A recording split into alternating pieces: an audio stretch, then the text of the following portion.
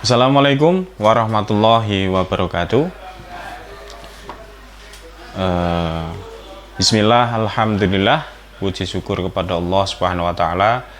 Pada pagi hari ini kita bisa bertemu meskipun dalam kondisi online, tatap muka, tidak langsung, melalui media online.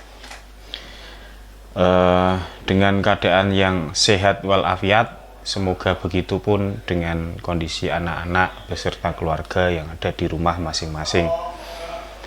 Sholawat serta salam mari kita haturkan kepada beliau Nabiullah Rasulullah Muhammad Sallallahu Alaihi Wasallam. Semoga kita semua senantiasa mendapatkan syafaatnya kelak di yaumul qiyamah, amin ya rabbal alamin. Untuk selanjutnya, untuk pertama kali dalam media pembelajaran online pada kesempatan ini, khusus kelas 7, saya tidak akan langsung kepada materinya, tapi hanya sekedar perkenalan. Untuk sebelumnya, jangan lupa anak-anak, dalam kondisi pandemi seperti ini, mungkin saat ini masih berlangsung PPKM, pemberlakuan pembatasan kegiatan masyarakat, mengingat COVID masih berada di mana-mana. Tapi tidak usah khawatir, tidak usah takut. Bagi anak-anak, insya Allah daya tahannya kuat, imunnya kuat, sehingga virus itu insya Allah bisa ditangkal dengan imun atau kekebalan alami yang dimiliki oleh anak-anak. Yang terpenting, makan cukup, istirahat yang cukup, dan selalu berolahraga, sehingga imunitas kita meningkat, kesehatan kita juga terjaga, sehingga virus yang ada di sekitar kita ini bisa dibunuh oleh daya tahan kekebalan tubuh kita semua atau anak-anak. Kemudian kenapa sih sebelum kita masuk kepada apa yang nanti kita berikan atau kita sampaikan pada pendidikan jasmani dan kesehatan, dalam pendidikan jasmani itu identik dengan permainan. Nah, di SD, di SMA, di madrasah atau di MTS ya, di SMP, di seluruh tingkatan, bahkan di perguruan tinggi atau di universitas, ini pasti selalu diajarkan yang namanya olahraga atau permainan. Nah, pasti anak-anak sudah tahu pasti ya yang namanya bermain itu seperti apa. Tapi apakah anak-anak sudah pernah berpikir, kenapa ya kalau di rumah ini biasanya kita dilarang bermain oleh orang tua karena ndak ingat waktu, tapi kalau di madrasah atau di sekolahan kok kita malah diajarkan untuk bermain? Ya toh? Oh, itu di tetangga saya atau di lingkungan saya itu banyak anak itu yang mungkin dilarang orang tuanya, bahkan sampai dicari orang tuanya, ya suruh pulang, suruh istirahat, padahal usianya memang usia anak-anak dan usia bermain. Di rumah itu banyak anak dilarang orang tuanya untuk bermain, takut jatuh lah, takut keseleo lah, kemudian takut berantem lah. Banyak alasan orang tua melarang anak-anaknya untuk bermain. Tapi di madrasah kita atau di sekolah yang lain, itu permainan itu diajarkan. Ya, di SD ada permainan tradisional, bahkan diajarkan itu. Nah, sekarang saya tanya, anak-anak tahu enggak kenapa itu malah di sekolah-sekolahan, di madrasah kita ini permainan justru malah diajarkan dan disuruh malah. Tahu enggak? Ya, yang tahu japri saya, nanti insya Allah dapat hadiah pribadi dari saya. Nah, sekarang saya akan menjelaskan sebab-sebabnya. Nah, apakah anak-anak saat bermain atau kita bermain, apa yang kita dapat dari bermain? Bermain apa saja? Bermain kelereng, bermain tali, bermain sepeda, bermain egrang, bermain voli, bermain sepak bola, bermain silat, karate, atau apa saja bermain. Apa yang anak-anak peroleh? Ya, betul. Satu.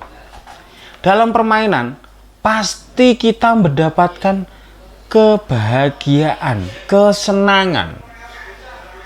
Kegembiraan itu kita dapatkan saat bermain. Tidak hanya kebahagiaan, kesenangan, tapi banyak yang lain. Pada saat kita bermain, kita banyak menemui teman, kita dapat teman. Ya, kita punya sahabat saat bermain itu. Kemudian tidak hanya itu, saat bermain kita pastinya membutuhkan yang namanya kerjasama. Dalam permainan yang tim atau regu, misalkan kita bermain sepak bola, kita tentunya tidak ingin kalah. Kalau kita tidak ingin menang, berarti kita harus bekerja sama dengan satu tim kawan kita.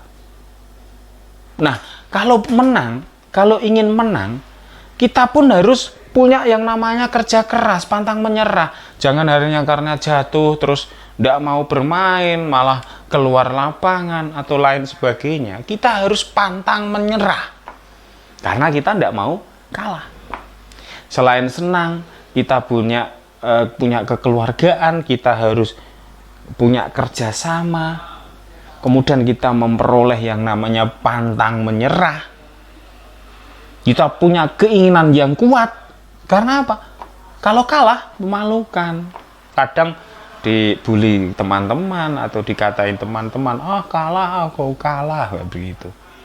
Ya, jadi pantang menyerah, punya keinginan yang kuat, itu kita dapatkan saat bermain. Meskipun pantang menyerah, keinginan kuatnya ini dilandasi karena hanya bermain saja. Tapi saat kita bermain kok kita bisa mewujudkan seperti itu, kita terbiasa seperti itu, kita terbiasa punya keinginan yang kuat, kita punya kerja keras, kita punya teamwork yang bagus, kerjasama dengan tim yang bagus, ya. Kalau kita jatuh, bangkit, bangun lagi, membantu kawannya. Kalau kita gagal, berarti tetap terus semangat untuk kemenangan. Jadi itu kita dapatkan saat bermain. Di samping itu saat bermain, apalagi dengan teman-teman kita yang akrab di lingkungan kita, baik di rumah ataupun nanti di madrasah saatnya KBM offline nanti kita bisa praktek, kita pun harus berbagi dengan kawan-kawan kita, dengan kawan-kawan anak. Misal, saatnya nanti ada permainan bola voli. Nah, alatnya saja kita pun harus berbagi. Lapangannya juga kita harus berbagi. Tidak mungkin dari jam pertama sampai selesai nanti kita bermain terus. Kawan yang lain juga butuh bermain. Makanya harus berbagi tempatnya, berbagi lapangannya. Gitu? Nah, begitu. Jadi kita pun harus berbagi. Jadi banyak yang kita dapatkan dari permainan. Kemudian mana kalanya nanti ada permainan yang sifatnya hanya digunakan untuk untuk bermain, untuk mendapatkan gembiraan saja. Tapi ada yang modelnya permainan kompetisi.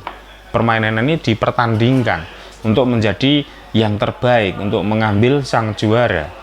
Mungkin tidak skupnya kecil, permainan satu lingkup atau satu sekolahan, satu kelas, tidak, tapi antar sekolahan, antar kecamatan, antar provinsi, ya, atau nasional. Ini bersaing antar provinsi. Jadi tidak hanya bermain, tapi sudah prestisnya luar biasa, gengsinya sudah luar biasa. Jadi lebih tinggi. Jadi saat kita berolahraga pun manfaatnya nanti setelah dewasa pun itu bisa menjadi profesi pekerjaan. Nah, misalnya apa Pak? Misalnya pemain sepak bola itu kalau di luar negeri atau yang skalanya nasional itu sudah menjadi mata pencaharian. Apalagi yang internasional, klub-klub luar negeri yang masuk di liga, apalagi pertandingan sepak bola internasional ya. Nah, itu bayarannya luar biasa. Bahkan mereka hidup dari dunia olahraga, dari dunia kompetisi. Permainan tinju, wah ini juga mendatangkan keuangan. Ya, voli yaitu atlet-atlet kita yang punya permainan luar biasa itu juga mendatangkan keuangan. Mereka banyak diambil untuk diminta membela klub daerah tersebut. Karena mereka bersedia, mereka mendapatkan keuangan. Dan tentunya tidak sedikit. Ya, tidak seperti orang yang bekerja bangunan atau lain-lain. Mereka latihan juga sudah digaji, mereka mengikuti turnamen juga sudah digaji. Jadi banyak yang nanti kita dapatkan dari permainan. Dan tadi sekelumit tentang olahraga itu atau permainan itu diajarkan di sekolahan. Alasannya itu. Jadi kita mengajarkan bukan permainannya saja, bukan kegembiraannya saja, tapi kita menyampaikan agar anak-anak ini bisa tenggang rasa, bisa punya kekeluargaan, bisa punya semangat, bisa punya kerja keras, bisa punya keinginan yang kuat, kemudian ada rasa persaudaraan untuk saling berbagi. Itu kita ajarkan melalui berbagai permainan yang nanti kita praktekkan. Begitu ya. Jadi meskipun nanti banyak yang kita peroleh dari permainan, tentunya saat nanti anak-anak ini bermain di rumah juga harus tahu situasi dan kondisi. Ya, selain untuk kesehatan, kegembiraan dan yang tadi saya sampaikan, anak-anak juga harus memperhatikan faktor keselamatannya juga. Jangan hanya banyak yang kita peroleh dari olahraga malah dilarang orang tua. Orang tua melarang anak-anak itu pastinya banyak alasan. Mungkin anak-anak kurang kontrol. Anak-anak tidak tahu waktu, saatnya sholat, malah bal-balan. Saatnya harus ngaji, masih bal-balan. Saatnya harus mengerjakan tugas di sekolahnya, anak-anaknya masih bermain. Nah, mungkin itu yang dikhawatirkan orang tua. Manakala anak-anak nanti bermain, tapi tahu waktu, bisa tahu waktunya istirahat, tahu waktunya sholat, tahu waktunya harus mengerjakan tugas. Saya kira mau bermain dimanapun anak-anak pasti akan diizinkan oleh orang tuanya. Ya. Kemudian materinya apa saja Pak nanti di kelas 7 Pak? Ya sama saja.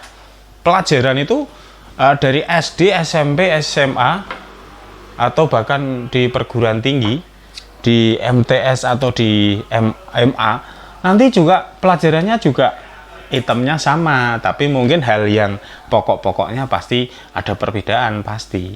Yang namanya sepak bola ya seperti itu, voli ya seperti itu, basket ya seperti itu. Kemudian pencak silat, kasti ya seperti itu. Tapi kan nanti akan disampaikan hal yang lebih pokok yang mana di SD, di madrasah itu berbeda. Kelas 1, kelas 2, kelas 3 ya beda. Jadi tetap terus ikuti pembelajaran meskipun dalam kondisi pembelajaran secara online, anak-anak tetap harus mengikuti. Semoga pandemi segera berlalu. Yang kita pelajari nanti apa saja Pak? Banyak. Untuk permainan olahraga permainan ini nanti kita awali dari permainan olahraga bola besar. Kenapa Pak kok disebut dengan bola besar? Nah, cocok. Anak-anak pasti tahu. Ya karena ukurannya besar Pak. Ya jelas. Bolanya atau ukuran alat yang digunakan lebih besar. Kalau ada olahraga permainan bola besar berarti ada olahraga permainan bola kecil Pak. Iya, ada. Jadi olahraga permainan bola besar, olahraga permainan bola kecil, kemudian ada atletik, aktivitas bela diri, kemudian ada kebugaran jasmani. Nah, ini nanti 5 hal ini nanti yang akan kita bahas pada semester Gasal. Pak, olahraga permainan bola besar kan tidak hanya sepak bola, ya banyak. Ada sepak bola, ada bola voli, ada bola basket. Nah, diantaranya itu nanti kita pelajari. Kalau yang bola kecil apa saja Pak? Bola kecil itu ada kasti, bulu tangkis, tenis meja. Tentunya nanti kita akan fleksibel untuk mempelajarinya, dan yang terpenting saat kita bermain itu ya bermain yang prakteknya. Jadi selain kita mengetahui peraturan semuanya, nanti kita bermain. Tapi nanti saatnya kita KBM offline, ya nanti bermain dulu. Untuk peraturannya kita pelajari sambil bermain. Itu akan lebih mengena dan anak pasti akan lebih masuk. Jadi selain kita sehat, seneng, ya banyak yang hal kita peroleh. Kemudian resikonya bagaimana Pak saat kita bermain?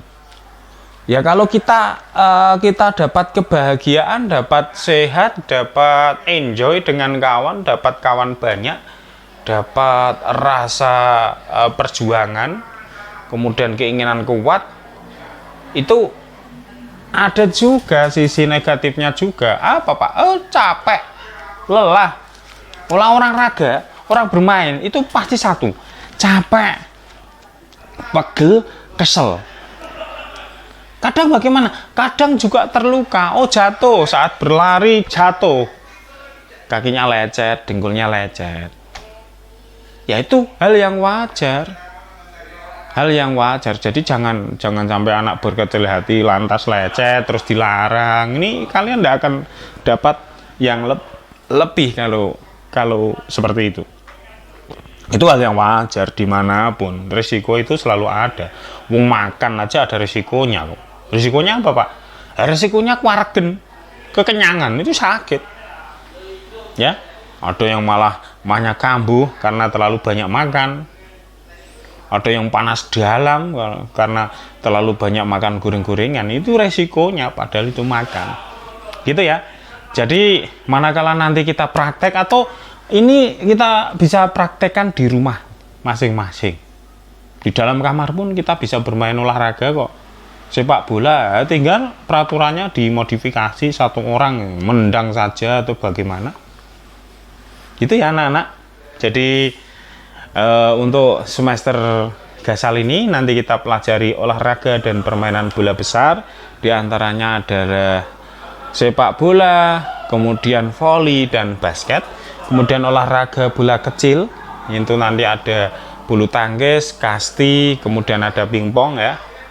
Kemudian ada aktivitas bela diri, kemudian atletik. Atletik apa saja Pak? Atletik itu meliputi dari jalan, lari, lempar, lompat. Jalan, lari, lempar, dan lompat. Ya, jalan ada jalan aerobik, ada jalan cepat, lari banyak.